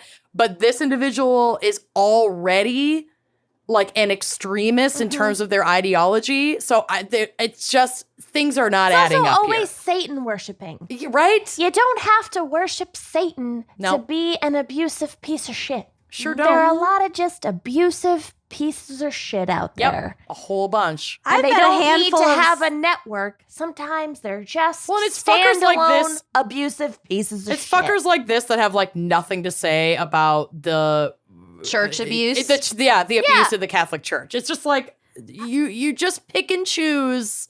I've your met a your handful fucking of ideology. Satanists in my day, They're and lovely they're all people. very lovely, calm, Super like chill. pacifist people. right? Absolutely. So in October of 2020, Emily Jolly, LOL, of Utah, kidnapped her 6-year-old son after a supervised visit from his father, who had sole custody. She was arrested in Oregon and used the same QAnon and sovereign citizen ideology to explain her motivations. She firmly believed, according to her Facebook post, that, quote, Child Protective Services steals children to drain them of a special substance drunk by members of a global cabal that run the world. That is the plot of the Golden Compass. Pretty much. You wackadoo. You believe in a YA novel trilogy plot. Like not even a great plot either. Oh my God. I don't have words for it. And this pedophile shit just runs so deep. So in August of 2020, a woman in Waco, Texas, of course, Ooh, bad named start. Cecilia Fulbright, was arrested for chasing and ramming into another driver. She told officers that the driver she hit was a pedophile and she was saving a little girl. She also had a blood alcohol level more than twice the legal limit at the time of her arrest. A look into her social media and interviews with loved ones revealed that she was deep into QAnon and posted that Trump was, quote, literally taking down the cabal and the pedophile ring. And so she thinks she's like helping. So she like saw an individual, I don't know who, get into a car with a young child, probably that kid's parent or guardian, and just got it in her mind that person drove was a into pedophile. that car. Literally crashed into that car in the name of, rescuing her from the cabal. I mean, like a lot of these other cases are only slightly like escalated, like had a little more time to She kind of assaulted form. people with a vehicle. She just went. It was just quicker for her. Well, things Just tend to have a happen little that way faster. when you're fucking hammered and driving. One man from Boston named Alpalus Slyman Wow. packed his wife and their 5 children, ages 8 months, 1 year, 2 years, 5 years, and 13, into his car and drove erratically away from their home. Oh, His this wife is actually jumped from the car to get help, and my he God. engaged police in a 20-mile car chase while also live streaming from the car. With With all his kids children? in With With there. all of his kids in there. On the stream, he goes off saying, Donald Trump, I need a miracle or something. And QAnon, help me. QAnon, help me. While his children screamed, we don't want to die from the back seat. Not because of QAnon, but because they were afraid of their dad. Yeah. He told his kids that the police were chasing them so that they could abduct and traffic them and possibly kill them. And when his older child refuted this, he accused her and her mother of being part of the plot. The woman who leapt from the vehicle to get help. Can you imagine? Oh my God, no. Unfortunately, he crashed and was apprehended. But fortunately, all of his children were unharmed. That's he a fucking probably miracle. he probably hit like a telephone pole or something. That That could is a have fucking been an miracle. They all could have unimaginable died. tragedy. He could have killed his wife and all of his fucking children. because of this delusion And that other he people. has. And Yeah. live Oh my gosh. streamed it. Yeah. Anybody that he hit along the way. I mean, And it's just the trauma that he inflicted on all of his kids. absolutely. It's just like beyond anything I have ever experienced in my lifetime watching all this QAnon shit go down. I And hadn't heard about a obviously- lot of these quote unquote smaller cases. Mhm. I think because This it is happens a horrible. lot. It's frequent. This is a handful Yeah. from this huge list that I found from The Guardian, where I was like, well, fuck, I could go on for 6 pages of shit that like deep QAnon conspiracy theorists have done. It's like it just goes on and on forever. And obviously the attack on the Capitol on January 6th was also largely fueled by QAnon bullshit. All of this should serve as a reminder of how like our right-wing uncles who dabble in Q might seem like benign morons, but when this ideology is digested and redistributed and normalized to the level that something like QAnon has become, it just isn't fucking benign anymore. People literally die. Mm-hmm. And there are absolutely profiteering capitalist individuals like the literal person who claims to be Q, who faked all of this from the beginning, that just did it to get money for his website. It's so fucking pathetic and It's stupid. really And pathetic. people are dying over it. And I it's not read- even fucking real. No, it's fucking absurd. It's so surreal. I read, I think in the New York Times this past week, that Donald Trump has raised like $82 million off of the For his re-election. The election was rigged, quote, big lie. And not a single penny of that money went towards paying for any of their like election recount or lawsuit services. It's personal money. It's just money that he can use in a pack to hang out at Mar-a-Lago. Yeah. It's like cash in his pocket, essentially. That's it. That's fucking it. You are, if like, I know that we are speaking into a huge bubble, as we typically Kind of, but we do get emails from a lot of folks who are like, hey, I live in a really small town, say, or I live with a family that is very much on the opposite end politically, and I feel very alone and isolated, and like I can't talk about my more liberal beliefs with anybody in my life, and I like listen to the podcast to try to like not feel crazy and alone. You know, like we do have a lot of listeners like that too. And we have a lot of listeners who are, you know, more like moderate or like, you know, believe in some conservative things, but not fucking crazy things. And like, that's fine. We don't have to agree 100%. The three of us don't agree 100% on everything politically. No. But it's just like how things like anti-Semitism, white supremacy thrive in the quiet places where we choose to be comfortable rather than saying, hey, that's not okay. We can't be speaking and thinking like that because it snowballs, and that's where things become dangerous. Like, that's where conspiracy theories like this fucking thrive, where you're like, oh, that person's a loon. They believe in Q, like whatever. They're go stalk your bunker. Okay, cool. But that person is engaging in conversations that are widespread in spaces that you're not in, and absolutely contributing to the continuation of this ideation. And it's fucking horrifying and violent and dangerous. So even if it's just one voice, your voice at like the dinner table, challenging these people, But maybe also, that will be something that makes a little bit of a difference. And I don't maybe. mean like attacking people. I mean, you have to be willing to be patient and come from a place of grace and engage in conversation, because And actually confronting these people is not the way to. Well, and confrontation though doesn't always have to be aggressive or like argumentative. You know, it's just, I feel like if someone close to you that maybe you love or that might love you or is part of your family or whatever is engaging in this kind of ideation, it is our responsibility to have conversations, constructive, concerned conversations with those individuals that are like, hey, I'm worried about you. Here's why. You know, I'm concerned about where you're getting some of your information. I want you to be informed. You're entitled to have your opinion. However, it does become dangerous when XYZ, like, would you be willing to talk to me about this? And can I share some resources with you? Or to say, like, okay, what makes you trust Believe this? What makes you trust this resource where you got this information? Because personally, the way that I evaluate a resource where I get information is, you know, is this populated by like actual journalists, career journalists who have done this for a living, and not just pundits, but like career journalists? Could this be paid content? Right.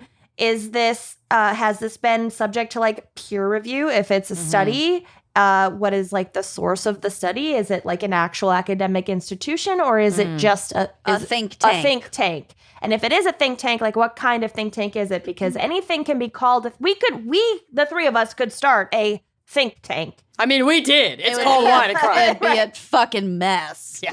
Right. I like what Scott's mom says when she, basically when Trump first got elected or whenever, we were talking about how to talk about political things with our loved ones when it, like, our ideologies were vastly disparate. And she said, always start out with, help me to understand XYZ. And to come at it with like a really neutral, inquisitive, like, you sit back and listen to them.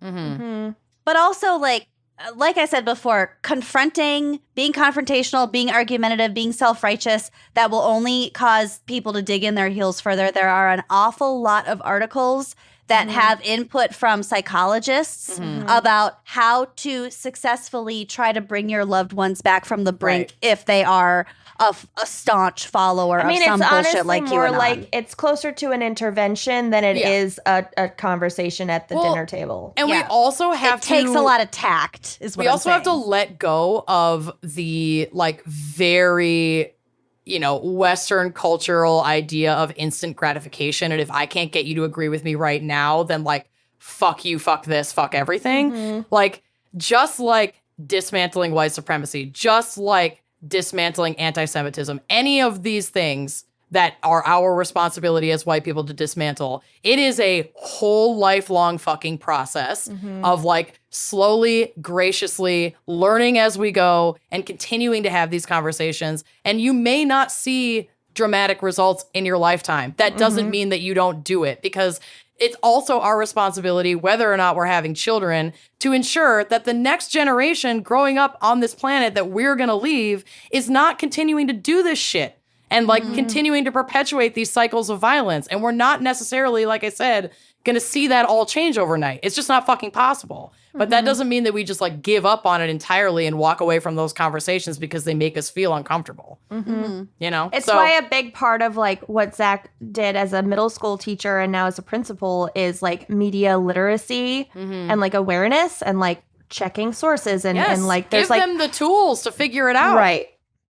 We had a unit on that in my English class in high school on checking our sources and bias sources. But that made such a huge difference even when I got to college and beyond and things like that. It's the things that, you know, the internet is fairly new and it's only going to get bigger and more complex as generations go on. Yeah. So it is so important to be really critical of the information that you're consuming. It is tantamount. And not just on the internet, but also on like podcasts. Because like we said, we can say whatever the fuck we want on here. Right. And if you Facebook, listen, Twitter. Facebook, fucking anything. And we do list our sources, and every once in a while it's like, here's a listicle. Yeah. This dumb shit. Like we know where I love our a good listicle. I do too. We know where our burden of responsibility lies. It's zero. We're entertainers, but we're still at least gonna do the courtesy of going, here's our website, here's where we found all this information, so that you know where we're getting this shit. And to, take it all with a grain of salt. We're not, like Kenyon said, we're not all gonna agree. But and we're ranting at this point. So I know. Just please, God, get Talkspace, and please, God, don't believe in QAnon. Please, God. Please, please, and get vaccinated. Okay. Okay, we love did it. you. Thank you, Tina Dalton, and God bless your friend. Gone way too soon. So, toast to Krista. Toast and to also Krista and toast Tina. to Tina. And thank you so much for bringing us this really, really interesting and complex topic. Holy indeed. shit. Cheers to you. Cheers. See you next week. Bye-bye.